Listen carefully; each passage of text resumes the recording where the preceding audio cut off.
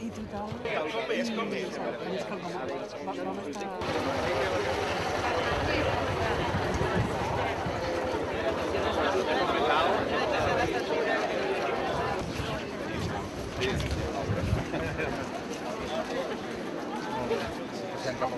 Les entitats que han fet possible una autèntica revolució en el seu moment en el territori. Podrem veure al llarg...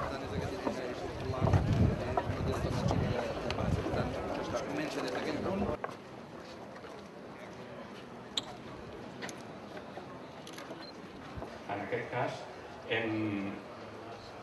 les hem ensamblat, hem trobat les restes i a partir de les restes hem pogut interpretar com eren les premses, que és l'anual. Persones, perquè han de controlar la premsa. En la premsa s'ha d'anar deslligant la corda, perquè va baixant.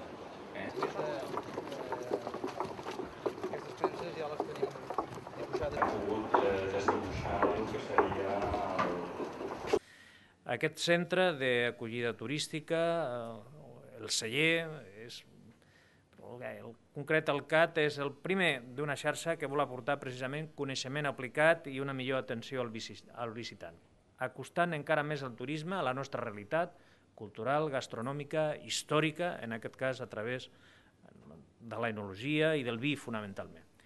Una iniciativa compartida que permet trenar la trajectòria històrica des dels cellers romans fins a la denominació d'origen d'Alella, com deia, per tant, recerca i innovació aplicada al turisme.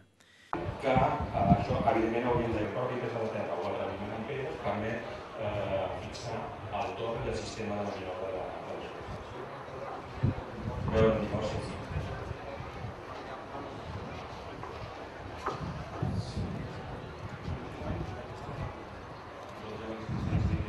Les legions, el vi laietà, exacte.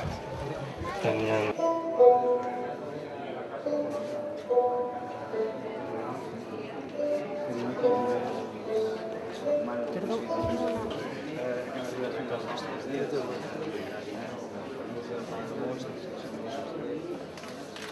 Tenim un seguit de plats que tenim consumits, des de faves que encara mantenen buit, un brou d'ordi... Per tant, universitats i recerca, empreses i administració. La triple hèlix. Això és la clau del futur del canvi de model econòmic.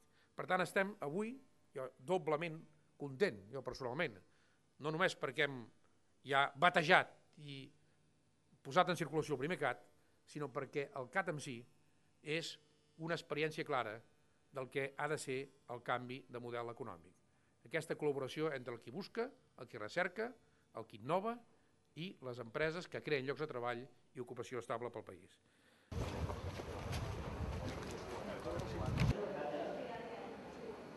Ja.